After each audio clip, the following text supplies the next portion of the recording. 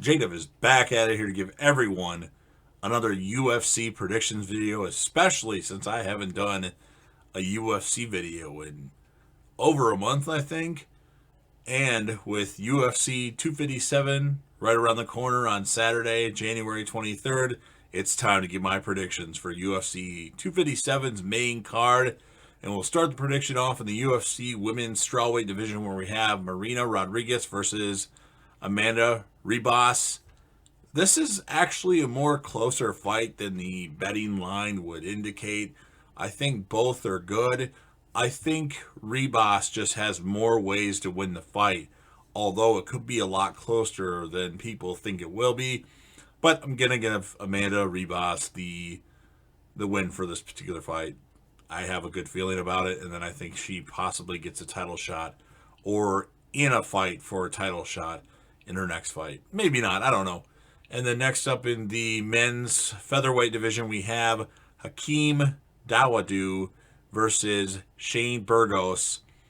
This could be fight of the night. Maybe not, but I think it has the possibility to be a really good fight.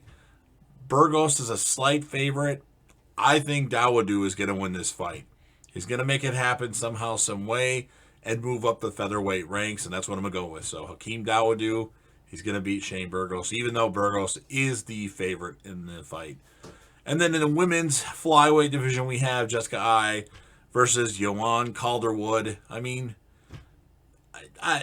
not many people are picking Jessica Eye, and neither am I. I'm going to go with Joanne Calderwood in this particular fight, just because she's a beast, and I think she has a dominating performance. And if Jessica Eye somehow, some way pulls this off, that would be awesome for her career, because she definitely needs a W. And then in the co-main event of the evening, in the UFC men's lightweight division, we have Dan Hooker, who's had a pretty good year and a half, versus a fighter making his UFC debut from Bellator, Michael Chandler. This could go either way. They're both really good fighters. Michael Chandler is very well-rounded. He's a wrestler. He can strike. He's entertaining. I think he talks a good game, too. And he's good at breaking down fighters. He's going to be a great commentator someday, I think. Maybe you don't agree with me, but I think Chandler would be great as a play-by-play guy for UFC or some sort of commentator or, host for some show. I think Chandler's going to win the fight, even though Dan Hooker is very dangerous. I just think Chandler is somehow, some way going to get it done. This could be another fight where it's fight of the year, but who knows?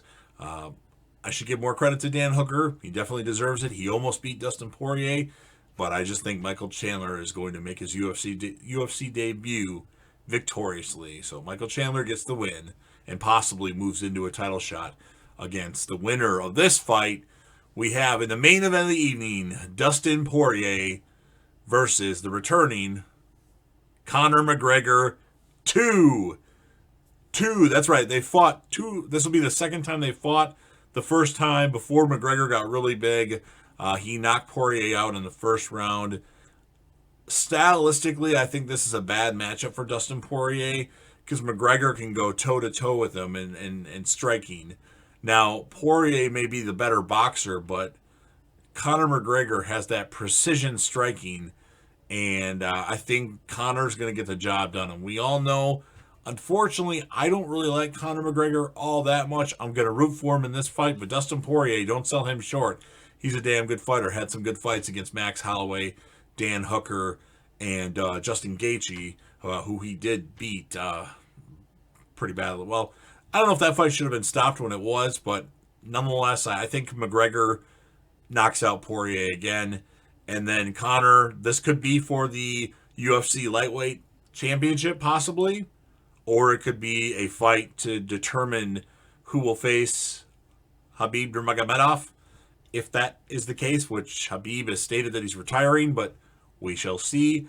But it'll be interesting to see what happens. Could we see, Nurmagomedov versus McGregor 2?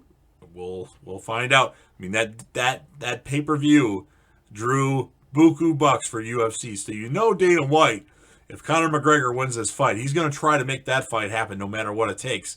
It's just a matter of talking Khabib or Khabib into fighting again. So those are my predictions. Just run them back in case you weren't paying attention to what I was saying. I'm going to go with Amanda Ribas over Marina Rodriguez.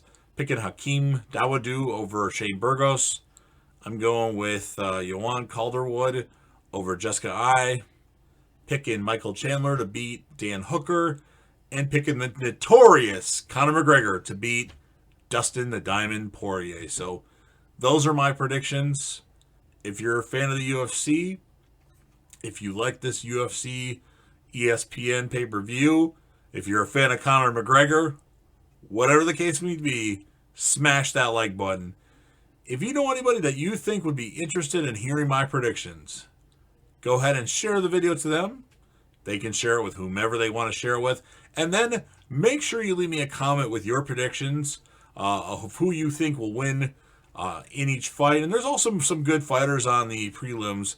You got Tavares, you've got Khalil Roundtree, who had that amazing spinning kick knockout from last year.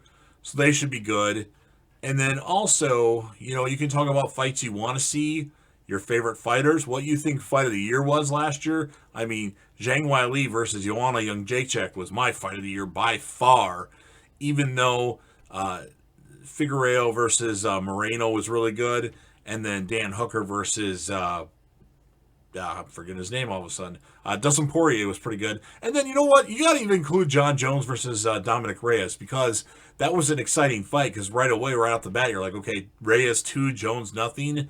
And, it's kind of a tide-turner fight, but I don't know. I don't think Reyes really did that much damage in the fight. That was the problem. If he would have did more damage and John Jones looked like he was hurt, might have been a different story. But whatever the case may be, Zhang Weili versus Joanna Jędrzejczyk was easily the fight of 2020 for me. And I hope you guys enjoy UFC 257. Don't forget to leave me a lot of comments. And last but certainly not least, don't forget to hit that sub button, subscribe to the channel, join the team, show your support, and be a part of something special. And JDev will return.